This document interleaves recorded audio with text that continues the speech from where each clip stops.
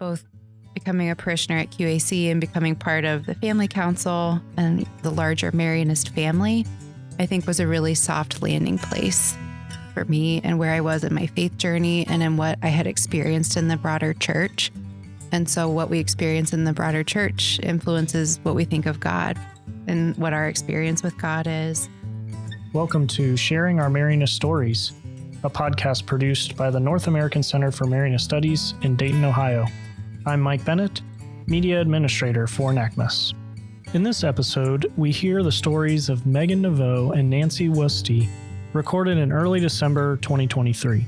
Meghann and Nancy are Lay Marianists serving on the Dayton Marianist Family Council and have been part of the Queen of Apostles community, or QAC, which transitioned from a non-territorial Marianist parish to a lay community on January 1st, 2024.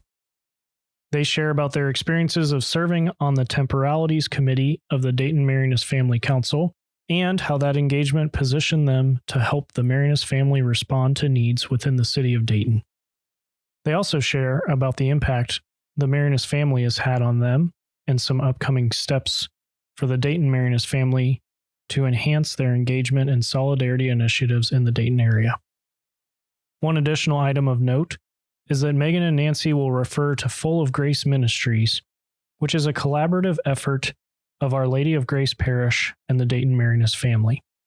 Most Full of Grace work happens at Corpus Christi Catholic Church, part of Our Lady of Grace Parish family, which was recently created as a result of the Archdiocese of Cincinnati's Beacons of Light restructuring. I'm hopeful you'll enjoy hearing Meghann and Nancy's stories and be inspired to think about how the Marianist family is calling you to be a catalyst for solidarity and the common good in your local context. With that, let's turn it over to Meghann to get us started. My name's Meghann Naveau. I've been part of the Marianist family, I guess officially, for the last couple of years as a Lay Marianist here in Dayton, Ohio. My family and I are parishioners for at least the next few weeks at Queen of Apostles Parish. And my husband, Matt, and I have been really leading that transition work to becoming a lay community as the parish completes at the end of December 2023. We're also part of a small lay community here in Dayton with a total of 5 couples, all of us in the season of life where we have small kids. I think ours in early elementary are some of the oldest ones of the group. So that's been a really fun group of people just to do life with. We came to the Marianist family, I would say, officially in the last couple of years. We really felt like the Holy Spirit brought us to QAC through a variety of events and things kind of at our former parish, but it quickly became very obvious that we had work to do as part of the Marianist family. My husband and I are both UD grads, and so we certainly knew the Marianists from our time there, but neither of us did formal formation or anything as undergrads. And in some ways, I like to say I came to the Marianist family kicking and screaming because when my husband's been involved with MSJC, and I think he was kind of dipping his toe into Marianist waters before we kind of jumped in wholeheartedly. And I was very content in our former parish and what we were doing there. And I didn't really feel like we needed to change things. Thank you very much. But the Holy Spirit made it clear pretty quickly through current events that were happening at the time, through some things that we were dealing with in our family with some health challenges, that this is where we needed to be. And it's been a tremendous gift in the last few years, especially meeting people like Nancy and just doing work with such wonderful people from all different kinds of backgrounds, but who are so rooted in the charism, and not just the charism, but the mission of living that in the world. I think having the pursuit of social justice as front of mind and inclusivity and some of those things that are kind of our Marianist buzzwords really matters. And I think especially in the season of raising little kids, it's forced me to really look at, but how do I do that in my life? And what does that look like? And I think being Marianist makes that easier in a way, or just forces me to be really authentic. So I'm Nancy Woeste, and I'm a UD grad, and my husband is as well. But I really didn't get to know the Marianists until after I graduated from UD. And I was invited by a friend to a faith sharing group called Emmaus. And it was life-changing. And it was very eye-opening in terms of intentional living and we met through Emmaus, and 4 years later, we'd been going to Queen of Apostles Church together, and we got married there. And then we had 3 children, and they were all baptized there. And it was felt very much like home. But then also we wanted our kids to have a Catholic education. So we had to enroll them in a school. And there's a benefit of tuition reduction if you are a member of the parish. So that's when we transitioned away from QAC toward the parish and being involved in the activities of the school and the parish together.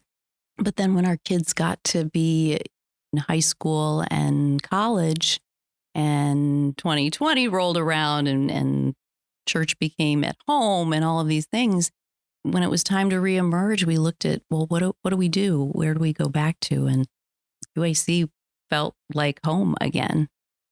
But I remember being involved in the Marianist Family Council and being involved in some of the solidarity initiatives and the transition that QAC was going through with not being a parish anymore. And there was this connection with one of the members who said, you know who you should talk to is Meghann Naveau. Meghann Naveau, she has such a sense of Marianist charism and such a lovely person. She might be able to help you out with some of the Marianist Family Council things that you're talking about. I reached out to her, and at the time, I was like, well, do you want to just come over to my house and we can get to know each other and just chat over tea or whatever? And so we did. And I have a gazebo in the backyard, and we sat out there. It was a lovely day. And we talked about the solidarity initiatives. And I knew when I walked out the door that I was going to be a part of this, but I told you I had to think about it just to be sure. But yeah, I mean, it's been a wonderful experience to be able to work with her on these things through the family council. I came onto the family council in fall of 22. Mm-hmm. So we had been at work at QAC on the transition stuff for the better part of that year. And in that summer, I think when the nominations were open to join the family council, I remember telling Matt, I just really want to do this. I don't really know why. I just feel really called to apply. Mm-hmm. And so even coming onto the council that fall, I just felt like, okay, God, what are we doing here? Why do I need to be here? What is my work to do here? Mm-hmm. And then when Nancy reached out and I told Matt, I was like, yeah, we were on this phone call. I'm going to go have coffee at her house. And I was there for like 4 hours. It was at least 3. It was a very long time. It was a good long afternoon. Yeah. And it was lovely. And we found all these places that our lives just had very similar twists and turns and overlaps and commonalities. Leaving from there, I was like, there's something here, you know, like this is going to be really good. I just don't know what it looks like yet. And it has been. And I guess I should kind of circle back to the whole idea of what brought my husband and I back to the Marianist family. And it is that sense of community. It is Marianist family. It is a place that you always feel like it's home. And that's how we felt when we got married at QAC. QAC was our church home. Having our children baptized there, it felt like home. And after that time of quarantine and doing mass online in various ways, and we really had to look at each other and say, what feels like home? And it's the Marianist family. So we had also, Emmaus had kind of disbanded when our kids were little. And I feel like we weren't involved in the Marianist family for the time that our kids were growing up, like their grade school years. But then in 2015, we joined Micah 6:8. And I think that was our reintroduction into the Marianist family again and starting to feel like, oh yeah, I've missed this. I want to be involved in the charism and the social justice aspects of what the Marianist family does. Then in 2018, our community was asked, do you have any representatives who would like to come and help plan a day of discernment? And so it was actually Andrea Wall and I both said, sure, we'll help. And so we did. And so we had this day of discernment. And what we settled on at the end of the day is that we wanted to have 3 solidarity initiatives that we focused our attention on as a family. So they were Mission of Mary Cooperative and the Dakota Center, which the Dakota Center has a long history of Marianist influence foundationally. Mm-hmm. And then the newer Mission of Mary. And so one is on the west side and one is on the east side. But then there was this beautiful brainchild about collaborating with Food for the Journey and Corpus Christi Church, known as Our Lady of Grace.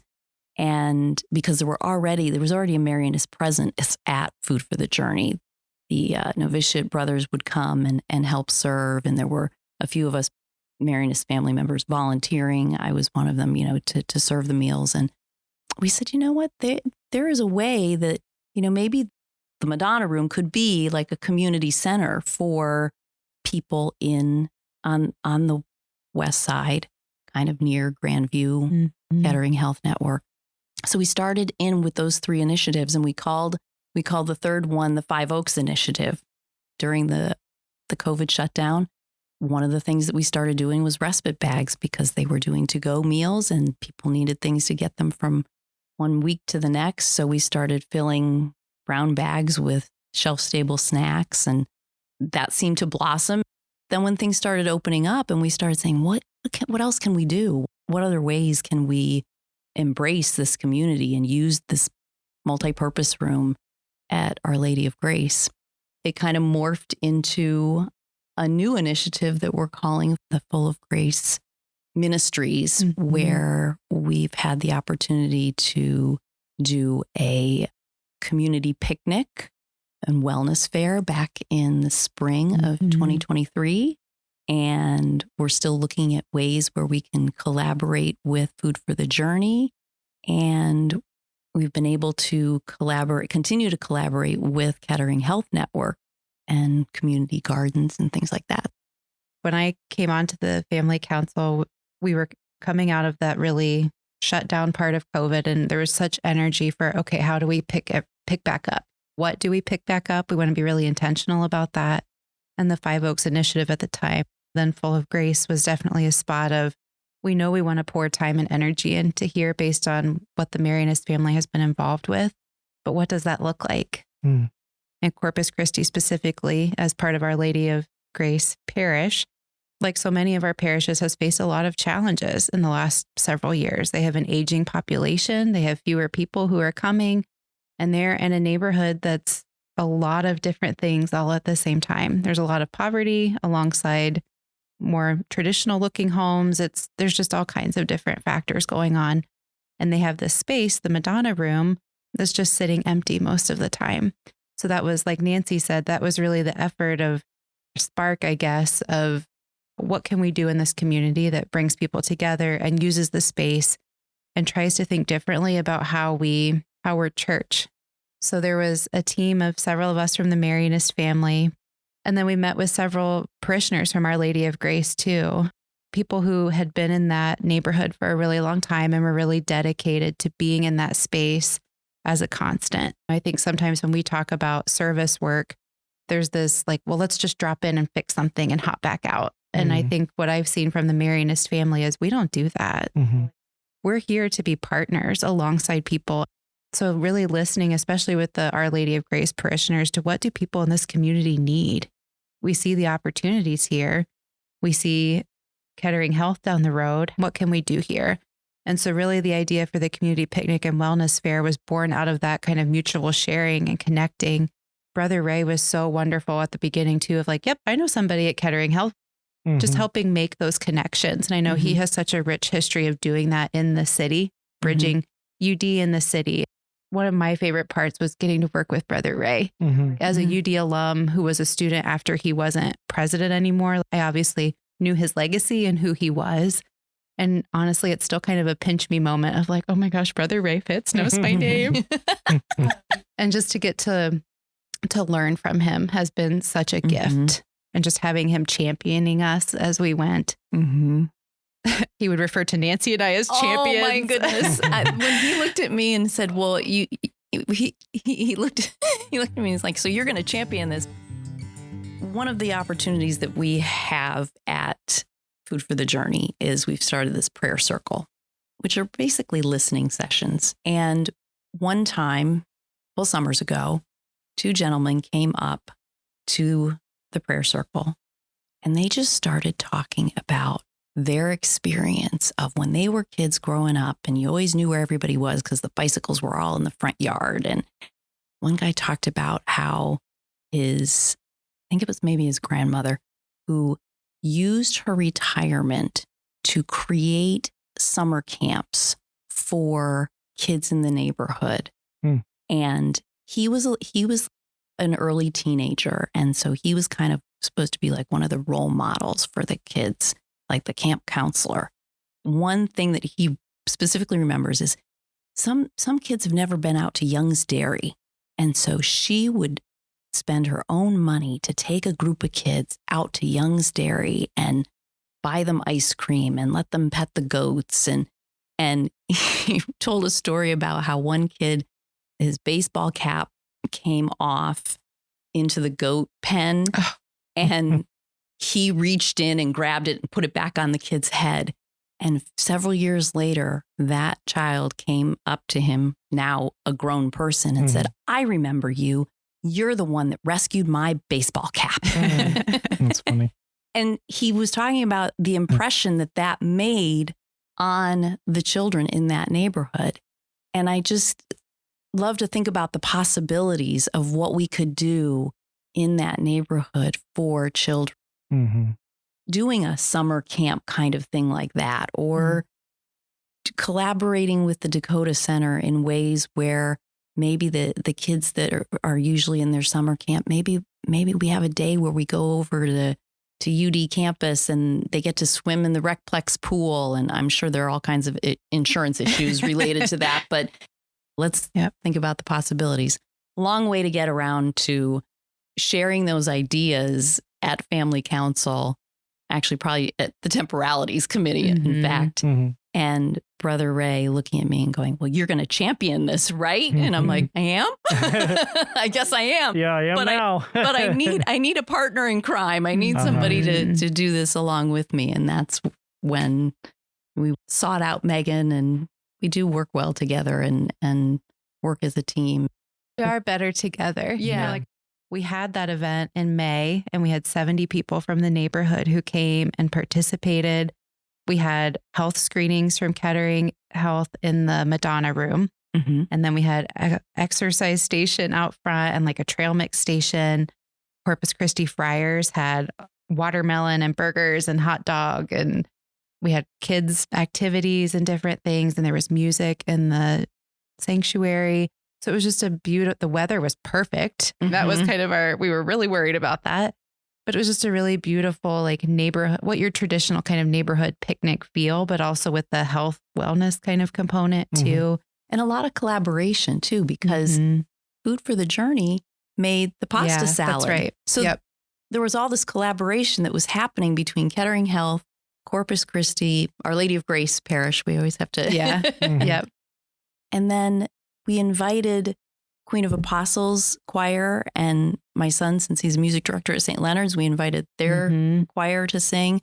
We invited the Our Lady of Grace choir. So the doors to the sanctuary were wide open. We could have the music flowing out so that people could say, oh, this is what a Catholic church looks like. This is what it's all about. And so it's a way to open our arms wide and hold them open for people to be received into the family, into the charism.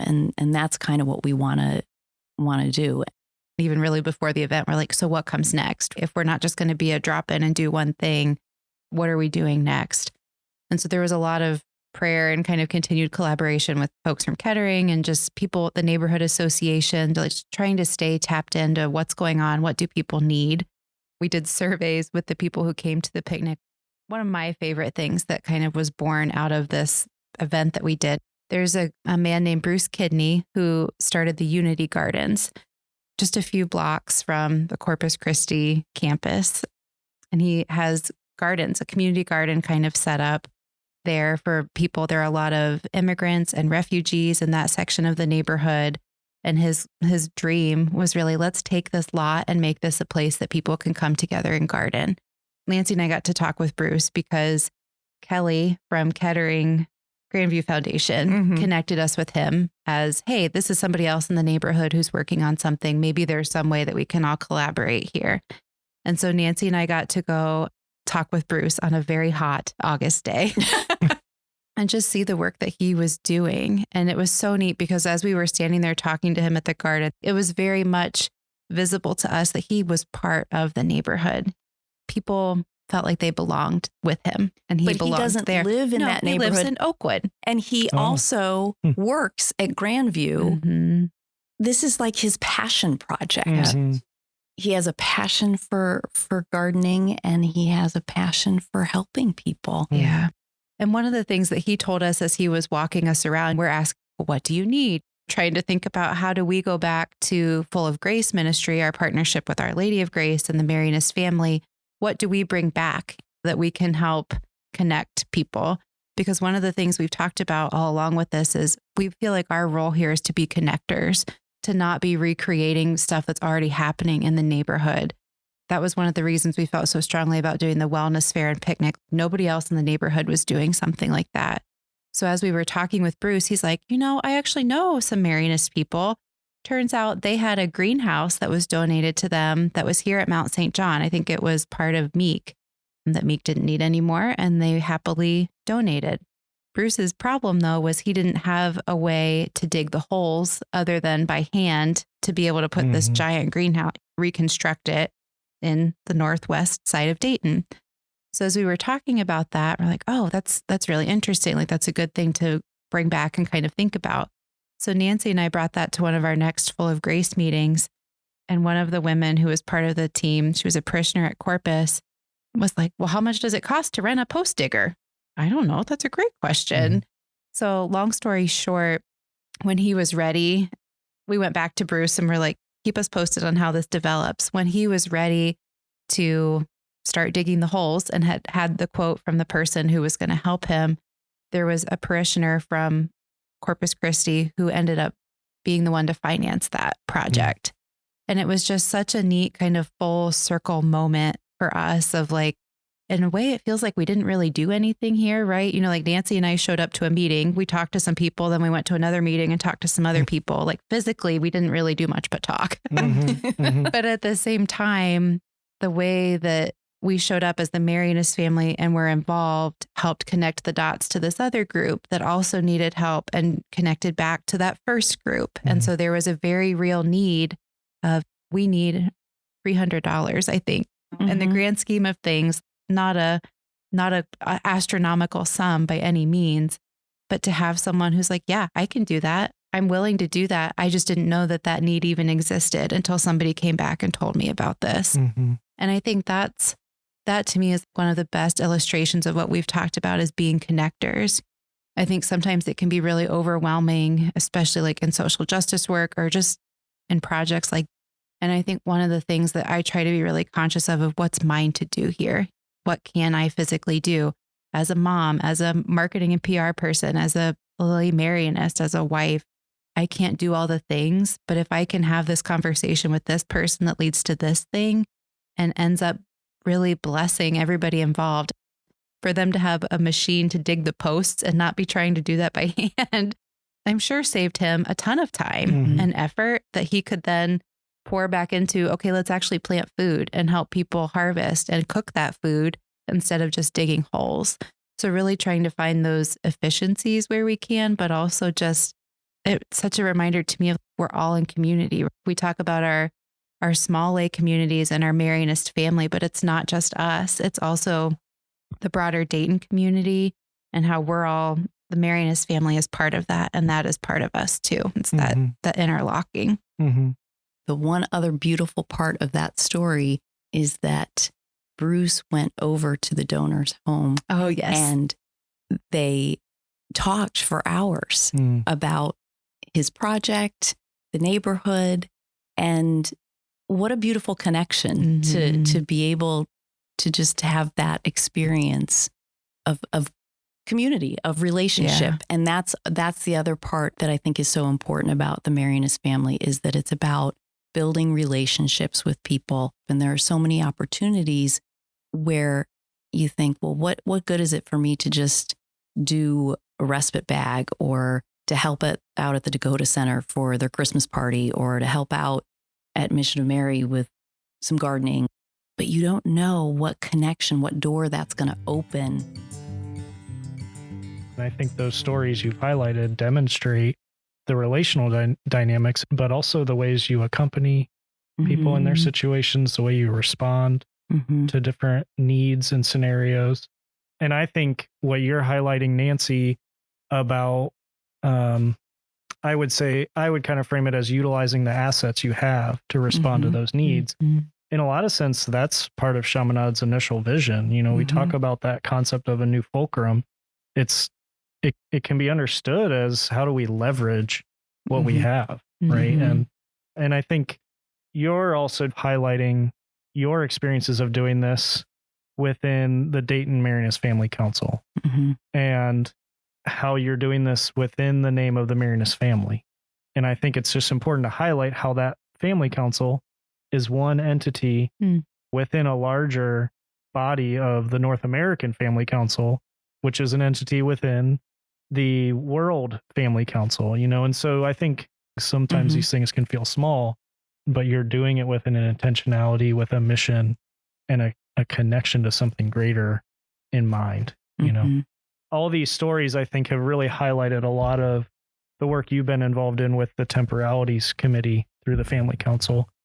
I'm curious how your experiences of being on the Family Council have impacted your own relationship with God. I mentioned earlier, coming to the Marianist family was not what my plan was, and not for any reason, right? It just was not where I was at that point. But both becoming a parishioner at QAC and becoming part of the Family Council and the larger Marianist family, I think was a really soft landing place for me and where I was in my faith journey and in what I had experienced in the broader church. And so what we experience in the broader church influences what we think of God and what our experience with God is. And I would certainly classify myself as someone who was wounded by the church.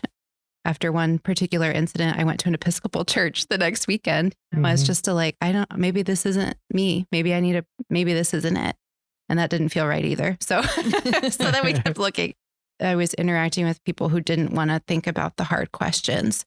Or if they did, it wasn't in a capacity of, but what we're saying as church does not match my lived experience. And when I started saying versions of that at QAC and in Marianist circles, I heard a lot of me too, or I've been there. What I have found in every Marianist entity, community, family that I have touched or been part of is that soft place to land, a space to authentically ask the hard questions that were a big part of why I was wounded in the broader church.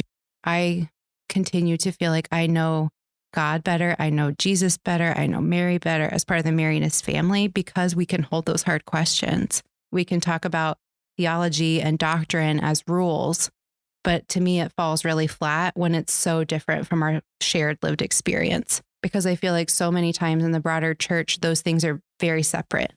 Or maybe it's not our lived experience, but it's the lived experience that someone else is trying to tell us that they're having, and we're not listening. And I think in the broader Marianist family, what I have found time and time again is a willingness to listen and a willingness to dialogue and to think differently. That's kept me Catholic, honestly.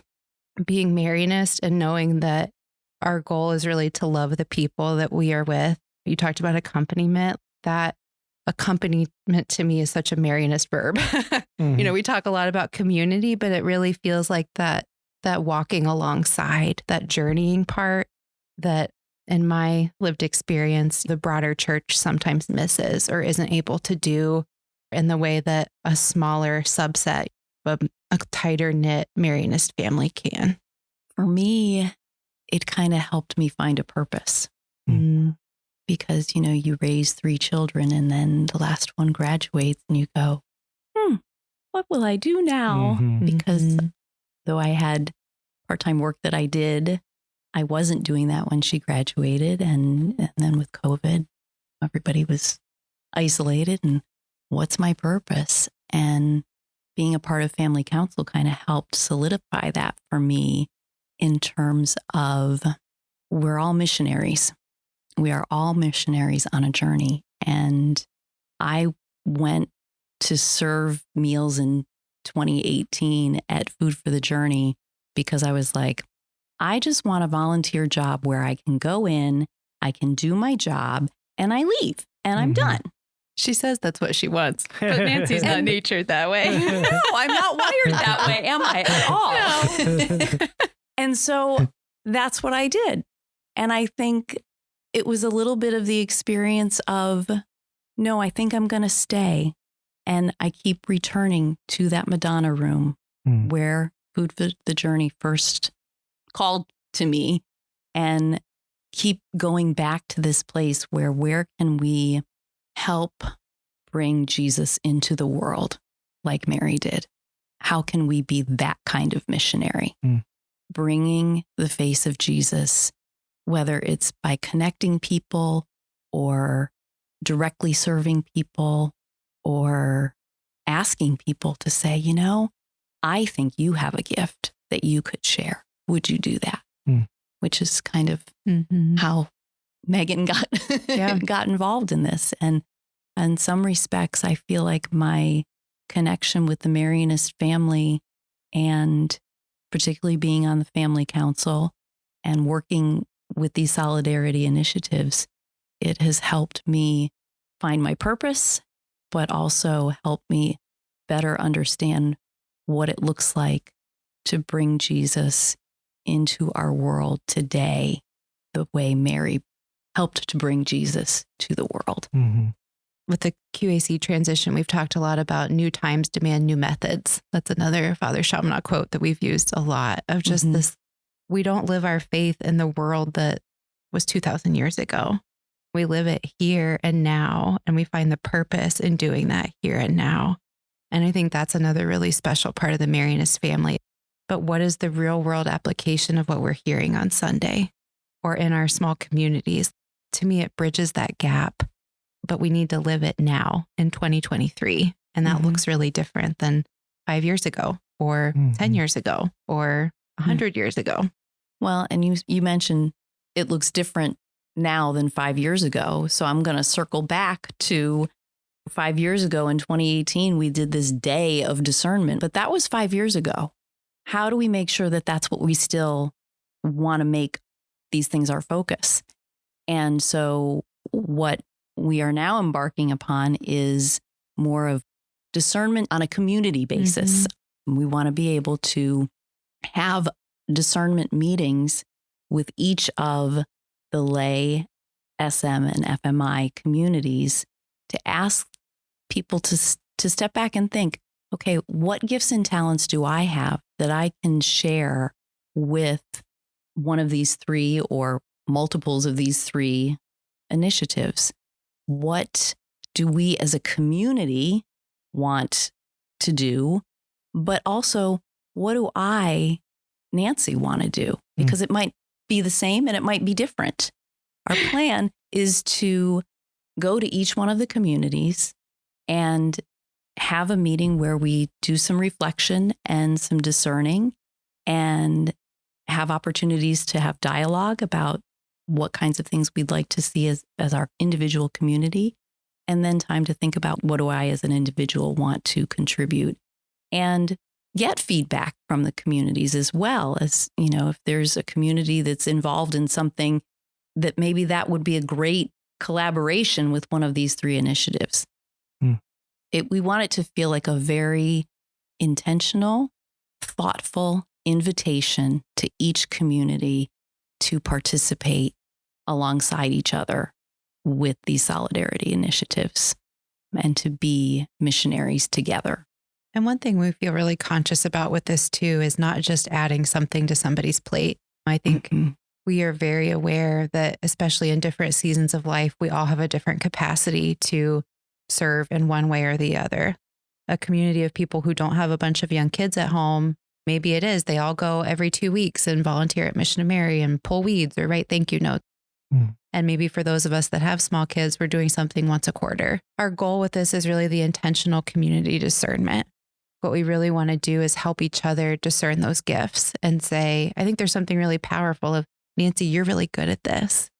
Hearing that in community, that someone else recognizes the gift that I have to bring that maybe I don't see, or I'm just so used to living it, I'm not even aware that that is something.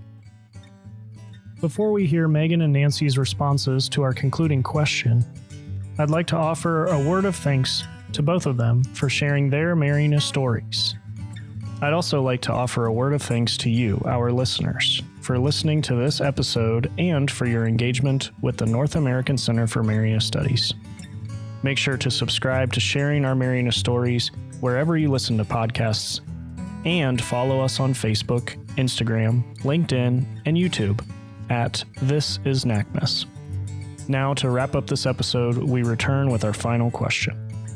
We know that the Marianist founders corresponded via letter writing. So, in a similar fashion, if you were to write a letter to anyone, dead or alive, who would it be and what would be the topic?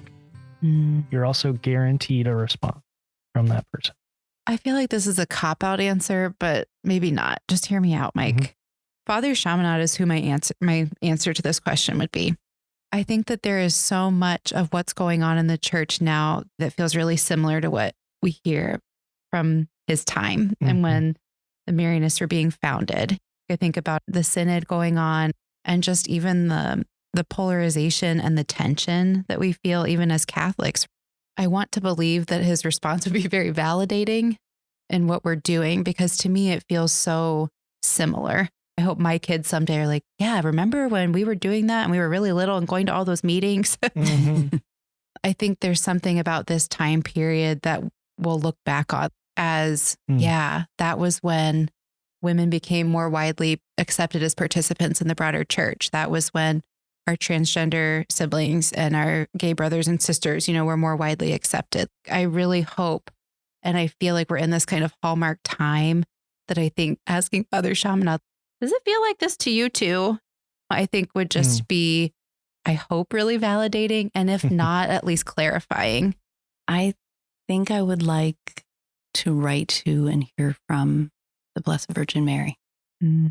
I feel like this past summer I had the opportunity to spend time in France, and we did a quick drive-through in Bordeaux, but also we drove south to Lourdes, and being in that space where she appeared to Bernadette, not a day goes by where I don't think about what that experience for Bernadette might have been like, or just being in that space and feeling the strength of prayer in that space. But also, as a mother, one of my hopes was try to role model the kind of love that Mary had, but also just wanting to ask, how can I love the world the way you loved the world? And all the questions you could include. Oh my gosh, I would have so many questions. Did Jesus sleep through the night? Down to like the very practical. I think that's becoming a mom and viewing Mary as a mom, I think was a big shift for me of just, she had a sleepless baby. She had heartburn when she was pregnant, probably. But yeah, there are a lot of experiences in motherhood that you go, what would Mary do? Right.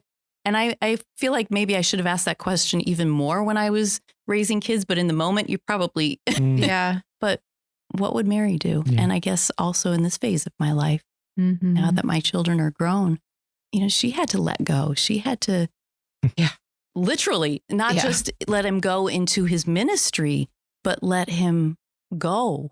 And she continued to love, and she continued to carry on his mission. And when you stop and think about it, it puts you in such a place of awe of how she lived her life even after he died, and and continued it.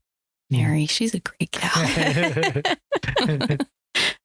There's your closer line, Mike. What a She's a friend. great gal. What a friend to have. Thanks for having us, Mike. This was really fun. Yeah, my pleasure. Yes, Yeah, it was. Thanks, Mike.